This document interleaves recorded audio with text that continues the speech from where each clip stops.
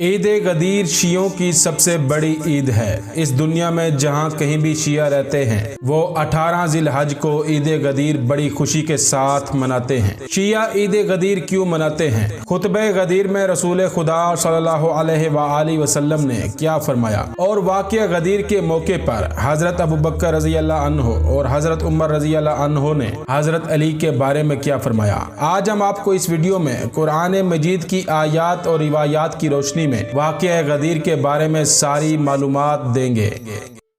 واقعہ غدیر تاریخ اسلام کا اہم ترین واقعہ ہے جس میں پیغمبر اسلام صلی اللہ علیہ وآلہ وسلم نے حجۃ الوداع سے واپسی پر غدیر خم نامی جگہ پر ہجرت کے 10ویں سال 18 ذی الحج کے دن حضرت علی علیہ السلام کو اپنا جانشین مقرر فرمایا، جس کے بعد تمام بزرگ صحابہ کرام سمیت حاضرین نے حضرت علی کی بیعت کی۔ یہ تقرری خدا کے حکم سے ہوئی جسے خداوند عالم نے آیت تبلیغ میں بیان فرمایا ہے۔ یہ آیت ہجرت کے 10ویں سال 18 ذی الحج سے کچھ مدت قبل نازل ہوئی، جس میں حضرت محمد صلی اللہ علیہ وآلہ وسلم کو حکم دیا گیا تھا کہ جو کچھ خدا کی طرف سے آپ پر نازل کیا گیا ہے اسے لوگوں تک پہنچائیں۔ اگر ایسا نہ کیا گیا تو گویا آپ نے رسالت کا کوئی کام انجام نہیں دیا۔ بسم اللہ الرحمن الرحیم۔ حضرت ذی وقار آپ نے اس ویڈیو کو ملاحظہ فرمایا۔ اس میں روافض نے اپنے عقیدے کو ذرا واضح طریقے سے بیان کیا ہے، اور اس کے اندر عید غدیر کے حوالے سے جو کچھ انہوں نے باتیں پیش کی ہیں یہی ان کا عقیدہ ہے، یہی ان کا ایمان ہے اور یہی ان کا طریقہ کار ہے۔ وہ اس حدیث کے اندر کہ جو حضرت محمد صلی اللہ تعالی علیہ وآلہ وسلم نے غدیر خم کے مقام پر من کنت مولا فعلی مولا، اور اس کے مختلف الفاظ سے مختلف طرق میں یہ الفاظ وارد ہوئے ہیں، اس سے یہ استدلال کرتے ہیں کہ ان کو ولایت علی ملی، اور پھر اس بات کو منوا کر پھر آگے چلتے ہیں تو کہتے ہیں کہ وہ خلیفہ بلا فصل اس حدیث سے ثابت کرتے ہیں۔ یہ عید غدیر جو ہے اس کے حوالے سے آج آپ کے سامنے چند حقائق پیش کروں گا تاکہ جو ناظرین ہیں وہ اس چیز کو دیکھ سکیں کہ آیا حقیقت کیا ہے۔ یوں تو آپ کمنٹس میں نیچے دیکھیں گے کہ بہت سارے لوگ صرف لان تان اور گالی گلوچ دیتے ہیں، اور جو کہ ایسے لوگوں کا ہی وتیرہ ہوتا ہے جو جاہل قسم کے لوگ ہوتے ہیں، ورنہ اختلاف کوئی بڑی بات نہیں۔ اگر کسی کو کسی سے اختلاف ہے تو وہ دلیل کی روشنی میں دیں تو انشاءاللہ ہم اس کو مانیں گے، لیکن یہ لان تان وہی کرتا ہے جو خود لانتی ہوتا ہے، ورنہ لان تان کرنے کی ضرورت کیا ہے، دلیل پیش کی جاتی ہے۔ آئیے دیکھتے ہیں کہ اس سلسلے میں کہ من کنت مولا ہو فعلی مولا، اور اس طرح کئی روایات میں یہ بات بھی کہ وہاں پر ولی کے لفظ بھی استعمال ہوئے ہیں، تو اس سے بعض لوگوں نے آپ کی ولایت سے ثابت کرنے کی کوشش کی کہ آپ کو ولایت دی گئی، اور اس کے بعد جتنے لوگ ہوں گے وہ حضور صلی اللہ علیہ وسلم کی بجائے علی سے ہی ولایت لیں گے۔ تو اس سلسلے میں آج آپ کے سامنے چند حقائق پیش کروں گا، پوری ویڈیو دیکھیے گا تو انشاءاللہ ہر بات اچھی طرح سمجھ آ جائے گی۔ سب سے پہلے جو غدیر خم کے مقام پر نبی صلی اللہ تعالی علیہ وآلہ وسلم نے خطبہ ارشاد فرمایا، اس کا پس منظر پچھلی ویڈیو میں پیش کر چکا ہوں کہ اس کا پس منظر صرف اتنا تھا کہ یمن کے اندر نبی صلی اللہ تعالی علیہ وآلہ وسلم نے حضرت علی کرم اللہ وجہ کریم کو بھیجا، تو وہاں پر جو مال غنیمت کا تقسیم کا مسئلہ ہوا تو وہاں پر کچھ لوگوں کو اعتراض ہوا جو سیدھے مکہ پہنچے اور حجۃ الوداع کے موقع پر نبی صلی اللہ علیہ وسلم کی بارگاہ میں یہ شکایت کی، تو نبی صلی اللہ علیہ وسلم نے اس شکایت کو دور کر دیا وہیں پر، لیکن جب یہ بات اوروں تک پہنچ چکی تھی تو وہ لوگ جو شکایت کرنے والے تھے ان کے دلوں سے قدورت یا کوئی بات جو تھی شکایت کی وہ نکل چکی تھی، لیکن چونکہ بات پھیل چکی تھی اس لیے اللہ کے نبی صلی اللہ تعالیٰ علیہ وآلہ وسلم نے مناسب سمجھا کہ غدیر خم کے مقام پر جب لوگ بکھرنے لگے ہیں تو وہاں پر سب کو اس بارے میں وضاحت سے بتا دیے جائے، اور حضرت علی کرم اللہ وجہ کریم کے حوالے سے جو ان کی شان ہے وہ بیان کر دی جائے۔ تو بس یہ معاملہ تھا، بیان کر دی، بات ختم ہو گئی۔ لیکن شیعہ حضرات جو آپ نے ویڈیو میں دیکھا وہ اس طریقے سے جو معاملہ کرتے ہیں، تو اس طرح وہ اس کا معنی مفہوم بدل دیتے ہیں۔ سب سے پہلے آپ کے سامنے یہ لفظ مولا کا جو معنی مفہوم ہے وہ آپ کے سامنے پیش کرتا ہوں۔ اس سلسلے میں جو اہل لغت ہے انہوں نے اس بات پر کافی تفصیل سے لکھا ہے۔ لغت کے مشہور امام ابن اسیر رحم اللہ نے لفظ مولا کے تحت وہ معنی بیان کرتے ہیں کہ یہ لفظ مولا جو ہے ایک ایسا لفظ ہے جو کئی معنی پر بولا جاتا ہے۔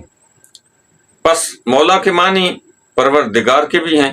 مالک کے بھی ہیں، سردار کے بھی ہیں، محسن کے بھی ہیں، آزاد کرنے والے کے بھی ہیں، مددگار کے بھی ہیں، اور محبت کرنے والے کے بھی ہیں، فرمانبردار کے بھی ہیں، پڑوسی کے بھی ہیں، چچا زاد بھائی کے بھی ہیں، عہد و پیمان کرنے والا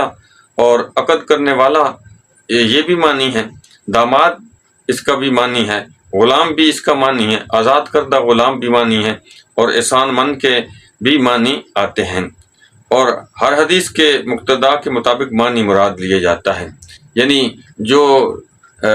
لفظ حدیث میں آیا ہے وہ مولا، اس حدیث کو دیکھ کر، قرائن کو دیکھ کر پھر اس کا معنی متعین کیا جاتا ہے۔ النہایہ ہے، اس کی جلد 5 ہے، صفحہ نمبر 228 ہے، اس پر امام صاحب نے یہ اس کا معنی پیش کی ہے۔ تو مولا کے معنی وہاں پر اس حدیث کے اندر خود متعین ہے، یہ کہیں میں نہیں ہے کہ وہ اس کے معنی جو یہ ہیں کہ وہ خلیفہ بلا فصل ہیں۔ اور یہ استدلال کرنا کہ چونکہ حضرت عمر فاروق رضی اللہ تعالیٰ عنہ نے اس کو حضرت علی کرم اللہ کریم کو مبارکباد دی تھی، تو لہٰذا یہ پتہ چلا کہ ان کو ولایت علی ملی ہے اور ان کو خلافت بلا فصل ملی ہے۔ تو اس کے بعد صحیح بخاری میں پچھلی ویڈیو میں بتا چکا ہوں، جو حدیث نمبر 4447 ہے صحیح بخاری کے اندر، اس میں حضرت علی کرم اللہ کریم تیمارداری کے لیے آپ صلی اللہ علیہ وسلم کے پاس رات گزارتے ہیں۔ صبح جب نکلتے ہیں تو حضرت عبداللہ ابن عباس رضی اللہ عنہ دیگر صحابہ کو بتاتے ہیں کہ حضرت علی کرم اللہ کریم اندر سے باہر تشریف لائے ہیں، تو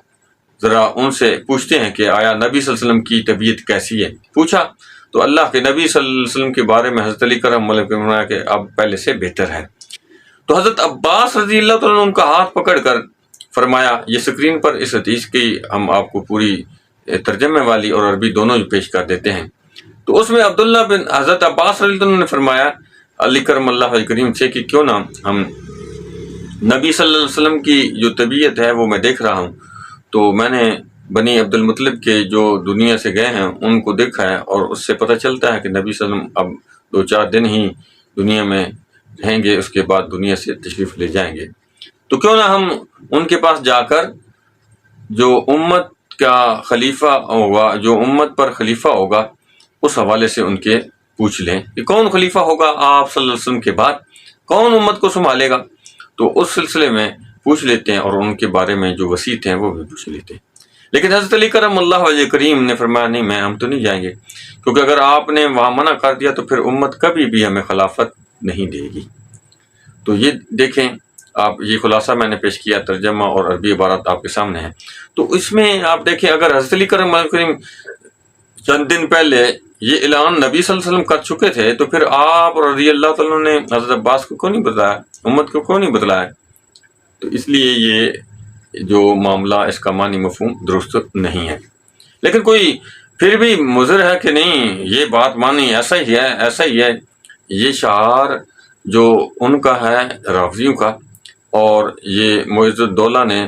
351 ہجری میں یہ 18 ذی الحج کو اس نے پہلے اہتمام کیا، ورنہ ایسا تو کوئی نہیں تھا پہلے۔ یہ اس نے اہتمام کر کے حضرت عثمان غنی رضی اللہ عنہ کی شہادت پر خوشی کا اہتمام کیا، اور جو طریقہ پھر آج تک چلا آ رہا ہے۔ لہذا اہل سنت سے استدعا ہے کہ وہ اس چیز کو سمجھیں، اور صرف جذباتی ہو کر یا یہ جو خطیب ڈرامہ بازی کرتے ہیں اور پیسہ کمانے کے لیے اپنا ایمان تو گنواتے ہی گنواتے ہیں، لوگوں کو بھی گنواتے ہیں، ان کی ڈرامائی انداز میں تقریروں پر متاثر نہ ہو، بلکہ حقائق کو دیکھیں اور پھر اہل سنت و جماعت کے دلائل کو دیکھیں اور قرآن و سنت کی روشنی میں جو بات ہے وہ اس پر عمل کریں۔ آپ دیکھیے کہ جو اہل بیت اطہار ہیں، اگر کوئی مضر کہ نہیں ایسا ہی ہے، تو اہل بیت اطہار اس بارے میں کیا کہتے ہیں؟ حضرت امام حسن رضی اللہ تعالیٰ عنہ کے پوتے امام حسن مثلث جو ہے وہ اس بارے میں کیا فرماتے ہیں؟ تو ان سے ایک آدمی نے جو رافضی ہے اس نے کہا کہ حضرت علی کرم اللہ وجہ کریم کو تو بھائی یہ جو حدیث ہے من کنتم مولا ہو فہذا علی مولا، تو اس میں ان کو خلیفہ بلا فصل مقرر کر دیا گیا ہے۔ تو انہوں نے آگے سے جواب دیا، وہ آپ کی اسکرین پر ہم کتاب کا نام اور اس کی جو صفحہ نمبر ہے اس پر پوری جو روایت ہے وہ پیش کر دیں گے۔ یہ سبت النجوم ہے، عبد الملک بن حسین جو ہے اس نے لکھی ہے، جلد دوم ہے، اس کا صفحہ نمبر 341 ہے۔ اسی طرح یہ تاریخ دمشق میں بھی موجود ہے، اور اس میں حضرت حسن مثلث جو ہیں وہ ان کو جواب دیتے ہیں کہ اگر یہ بات آپ نے کہا کہ یہ ایسے ہے تو اس کا مطلب تو یہ ہوا کہ حضرت علی کرم اللہ وجہ پھر زیادہ جرمدار ہوئے کہ ان کو جب نبی صلی اللہ تعالیٰ علیہ وآلہ وسلم نے فرما دیا تھا تو میرے بعد خلیفہ بلا فصل ہے، تو پھر ابو بکر صدیق کی کیوں بیعت کی، عمر فاروق رضی اللہ عنہ کی کیوں بیعت کی، حضرت عثمان غنی رضی اللہ عنہ کیوں بیعت کی؟ تو یہ تو ان کا حق تھا اور وہ اس کے لیے آواز اٹھاتے، اگر انہوں نے آواز نہیں اٹھایا تو یہ ان پر جرم ہے کہ انہوں نے نبی صلی اللہ علیہ وسلم کی بات نہیں مانی ہے۔ یہ آپ اسکرین پہ دیکھ رہے ہیں، یہ پوری اس کے اندر تفصیل موجود ہے، آپ دیکھ لیں۔ تو اہل بیت اطہار نے اس حدیث کا مفہوم واضح کر دیا، ایسا نہیں، اس حدیث کا مفہوم دو ٹوک یہی ہے، کیونکہ اس میں اللہ کے نبی صلی اللہ علیہ وسلم نے بتلایا کہ خلافت کا کوئی ایک لفظ موجود نہیں ہے، بلکہ اللہ کے نبی صلی اللہ علیہ وسلم نے فرمایا کہ میں جس کا مولا ہوں علی اس کے مولا ہیں، اور اے اللہ جو مجھ سے محبت کرتا ہے علی سے محبت کرے، اور جو علی سے محبت کرے، جو علی سے دوستی رکھے، یا اللہ تو بھی اس سے دوستی رکھ۔ یہ معنی مفہوم اس کے اندر موجود ہے، یا خلافت کا کہاں ہے؟ تو یہ سب جو ہے ان کی ڈرامہ بازی ہے۔ تو اہل سنت سے اس طرح کے ایسی چیزوں سے بچیں، اور جو ان کے حضرت عثمان غنی کے قاتل تھے تو ان کے باغی جو تھے اس حکومت کے وہی قاتلین ہیں، اور وہی قاتلین جو ہیں حضرت عثمان غنی کی شہادت کی خوشی مناتے ہیں۔ آپ اندازہ لگائیں کہ یہ انہی کے ساتھی نہیں ہیں تو کیوں؟ جتنے باغی تھے، اشتر نخعی جو مالک اشتر نخعی ہے جو ہے، اس کو دیکھیں، اس کی محبت میں یہ گرفتار ہیں، یا جتنے وہ لوگ جو اس باغیوں میں شامل تھے حضرت علی کرم اللہ کریم کے ساتھ ہی تو وہ لوگ بعد میں بیعت کر بیٹھے تھے، تو یہ ان کو محب علی سمجھتے ہیں اور ان کو بڑا سمجھتے ہیں۔ تو یہ کیا قاتلین کے ساتھ ہیں، باغیوں کے ساتھ ہیں، باغیوں والی چیز ہے۔ تو حضرت عثمان غنی کی شہادت جو ہے وہ 18 ذی الحج ہی کو ہے، جیسا کہ میں نے ویڈیو میں بتا دیا۔ بہرحال ایسی چیزوں سے بچیں جو اہل سنت کے عقائد کے خلاف ہیں۔ اللہ تعالی ہم سب کو اس پہ عمل کی توفیق عطا فرمائے۔